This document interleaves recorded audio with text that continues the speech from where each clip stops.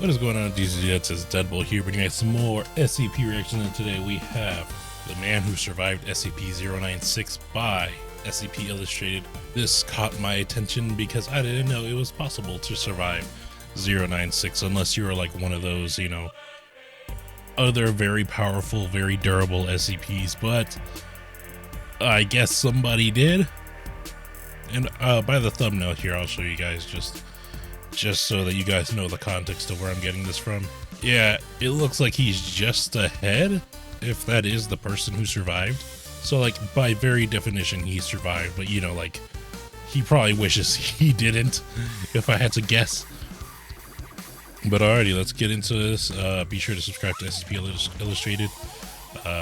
If you like SCP content, this is where it's at. They got a lot of different SCPs, and the art that they have in their videos are so cool, and like the narration is always so immersive. So, you know, give them a sub, give them a like, show the support, and let's get into it. Oh, that's Berserk. Okay. And let's get into it. I would recommend you watch this video before watching this one. Thank you. Damn. Good day everyone and welcome back. Today, the man who survived SCP-096. I'm not sure if I've seen that video or not. Channel going, and let's get started. But, oh well. Let's see what happens. Staff briefing concerning incident 096-128. Dr. Stanford was given quite a bit more authority at Site-19 than was likely prudent or wise. When we authorized the SCP-012 cross-testing, we didn't really give too much thought to the possible requests Stanford could make. The lack of oversight led to the death of 31 people. The number may strike you as odd, given that the official death tally was 32, accounting for Dr. Stanford and Director Mallon. Well, nothing can be done for Director Mallon, but Dr. Stanford's other cross-testing requests have led us to a peculiar circumstance. Tell me, are any of you familiar with SCP-447? That number sounds familiar, but I have no idea. Please explain it. The room looked right. The hospital green paint chipped slightly at the floorboards. Okay, I kind of want to look it up. Hold on. This looks important. I probably should have watched the other video. So it's like a sphere that if it comes in contact with dead bodies, it does something? I don't know if it brings them back to life or... I saw radiation. I kind of just skimmed through this. I didn't really read it all the way through, but okay. I just wanted to get a little bit of a gist on it. He turned his head to the right and looked out the window. The sun had a decidedly lime tint to it. But what had happened? He'd cross-tested it with 096, right. And 096 had burst through the room and thrown him into his own bookcases. Jeez. After that, he didn't remember anything. He tried to recall the melody that SCP-096 had created, but it felt fuzzy. Ah, you're awake. Dr. Stanford looked over at the figure in the door. Who are you? That's less important.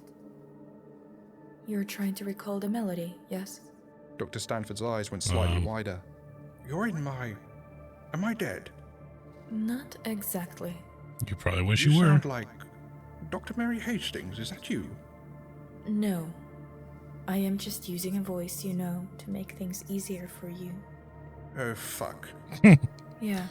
Yeah. Nothing like that moment of realization. I'm going to have to take some stuff, I think. Take what? Nothing you'll miss. I promise. But the thing that put you in the hospital only left you alone because it briefly killed you. I don't want you to die. That's how you as soon as survive. you wake up and hum a tune. He looked out the window, and there wasn't a sun at all. Just a glowing orb of green slime floating just above the horizon. You won't feel a thing. I promise. The whole world went green, and Minty he fought, before he fought nothing at all. Is it his memory of SCP-096's face? SCP-447 Procedural Instructions. SCP-447 constantly excretes a green slime. The green slime has a number of therapeutic and practical applications, but must never come into contact with a dead body. Yeah, that's what I read that comes too. into contact with SCP-447 slime is to be contained inside the site medical ward. Under no circumstances are any statements made by such dead bodies to be acknowledged by staff. No. Counselling in regards to exposure to dead bodies affected by SCP-447 slime is to be provided on request. Under no circumstances is deliberate contact between SCP-447 produced slime and a dead body to ever be attempted. When Dr. Stanford woke up, he found himself in a hospital bed. No green tint to the paint, no window to a slime-covered world. Of course, there's no window, he thought. This is an underground facility. The last thing he remembered was SCP-096 bursting through his wall and flinging him against his own bookcases. He hadn't had time to react or see anything else, perhaps for the best. Not having seen its face, he'd be safe from retaliation. But why had it attacked him in the first place? Good morning, Doctor. A woman's voice from his bedside startled Stanford. Dr. Stanford tried to look over, but he couldn't turn his head. I can't move my head. He paused, and his eyes went wide in horror. He's just a head, I can't feel my legs. Yes, well, you had an accident. We gave you a paralytic to arrest motor function to your lower body until you woke up. Was quite a jostle you took. I didn't want you wrenching your neck and making things worse. Dr. Stanford tried to look over again, this time with just his eyes. Can you please move over a bit so I can see who I'm talking to? Dr. Mary Hastings walked around to the foot of the bed. Oh god, you look creepy. What happened? Did I break my neck? Not exactly. What do you remember about how you got here? I was in my office. SCP-096 came through the wall and tossed me aside to get to Malin. And then? Dr. Stanford kept quiet. Dr. Stanford, were you using SCP-447 in your tea? What? That's ridiculous. Stanford paused. I mean, yes. But it sounds ridiculous now that I say it out loud. Indeed. You're the first dead body to come into contact with SCP-447 and not be insane afterwards. Oh, so that's the side effect. I'm not dead. That is, actually a point of contention among the medical team. Oh, The force of SCP-096's throw was considerable. You smashed through the bookshelves and then directly into the stone wall behind it. Dr. Stanford tried to look down at his body, but he didn't see anything, which was odd. Even just using his eyes, he ought to have seen his feet. What aren't you telling me? The force of the impact, it destroyed your body. I lied about the paralytics. In my medical opinion, you went splat. Dr. Hastings reached for something from the table next to his bed. Here. She placed a mirror in his line of sight that was angled downward. He saw nothing except for his spine laying on the bed.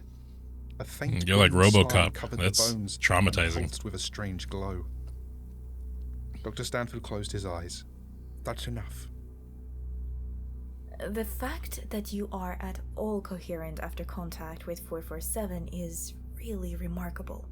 In the past, all contact between 447 and dead bodies has always been after some time has passed. Since you had it in your system when the accident happened, I have to assume you never really fully died.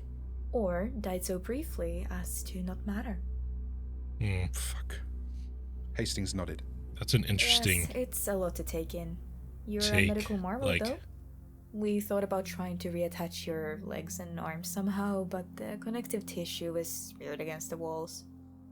There was a pause then. Dr. Stanford tried to think about his life and how it had led to this point. But whatever. Would you rather die at that point, though? I don't know. What's next? So, what now? Well, I'm going to talk to the rest of the medical staff, but I think pending O5 approval, we can release you after some additional tests. Release me how? Well, Steve was thinking about how we could attach your spine to a mobility scooter. Your brain still, remarkably I might add, sends electrical signals. So there is a surprising number of things we can do by plugging directly into your spine. Dr. Stanford would have shaken his head if he could. Instead, he was forced to imagine that. A spine attached to At least give him a robot body. Around Site 19's halls. You have to have like a robot body in the SCP Foundation. Come on now. While a method of locomotion is under construction, we would like to say that it is not acceptable to refer to Dr. Stanford as a dead body, regardless of your views on how SCP-447 functions. It is additionally not polite to stare at Dr. Stanford, neither is it advisable to comment on the mint smell that accompanies him. His disability is just as serious as anyone else's.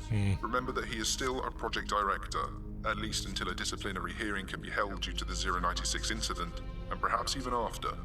His authority is still equal to all but the site directors, so treat him accordingly. That sucks. And that sucks concludes a this lot. video. I hope you enjoyed it, and be sure to like and subscribe if you did. Big thanks to I like that they Sumerian do for this writing this at for the end of Head to the his channel and show video. the man some love. Massive thanks to the patrons for keeping this channel going, and See, this calls into question something I like to ponder a lot.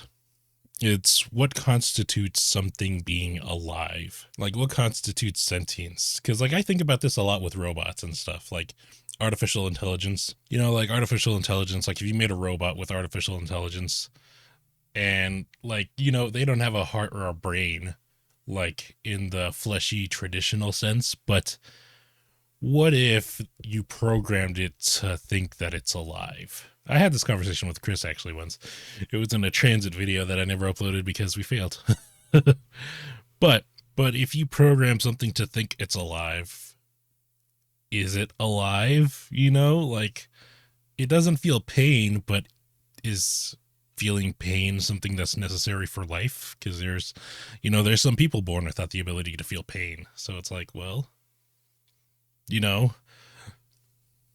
if they have a sense of self-preservation, well, does that mean they're alive? You know, like, it's just a very interesting topic for me to think about. Like, I don't know, personally, I would say yes, if an AI, like robots, existed and it believed it was alive and it had a will of its own and it had self-preservation, I would say yes, it is a life, you know.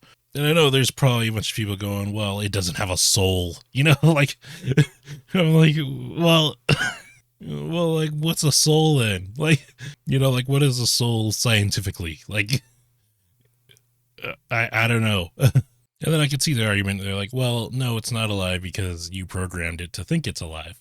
And I'm like, but also you got to think, well, regardless of who programmed it, it now thinks it's alive. Like, you know.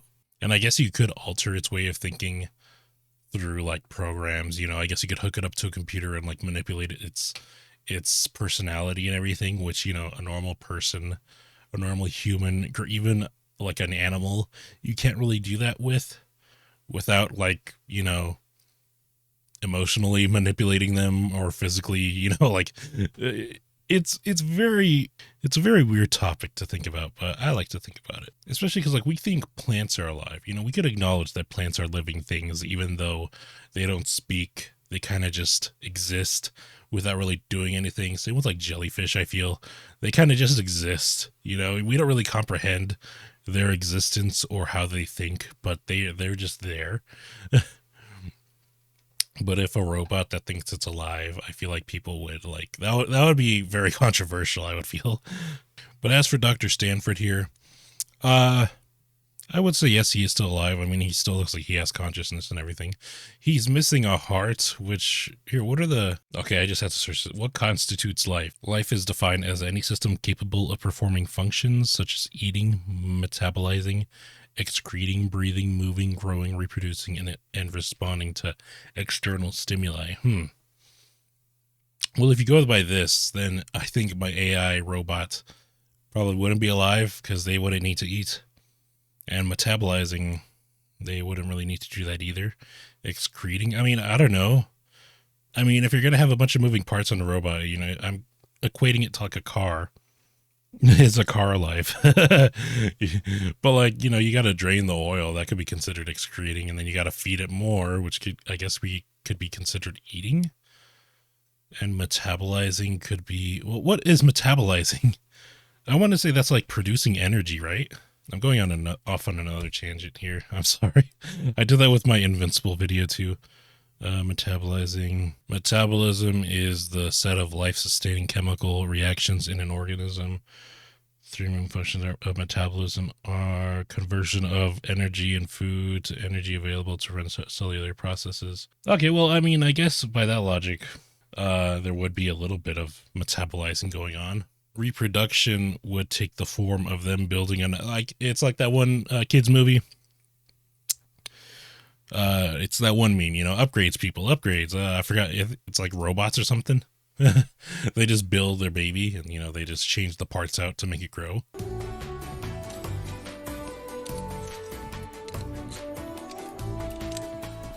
We did want a boy, right? This won't hurt a bit, son. But I mean, back to the video. If I was in this circumstance as Dr. what's his name? Dr. Stanford here, I'd probably want the plug pulled. Like, I don't really see how this could be a life worth living here. Literally just a head, spine thing, and you're moving around on a scooter. You can't really feel anything, you know, that you're interacting with anymore. You can't eat, because, like, where's it going? And, like, you know, I can see why this doctor over here, I forgot her name, was like, yeah, we're still trying to figure out if you're considered being alive or not. Because, like, he's conscious, but what kind of life is this? My God. Like, you can't enjoy food anymore. You can't, you know, feel anything. You know, I feel like losing a limb is one of those things that you, like, take advantage for. You know, from what I've heard, you know, when you lose a limb, it's like, damn. You know, even if it's, like, not your dominant arm, like my left arm, it's not my dominant arm, but, like, if you lose it, you kind of realize how much you took advantage of having two arms, even if it's not your dominant one. It's like, ah, damn, well, I'd rather have it than not, you know? So, like, losing your whole body has to be some, like, depressing shit.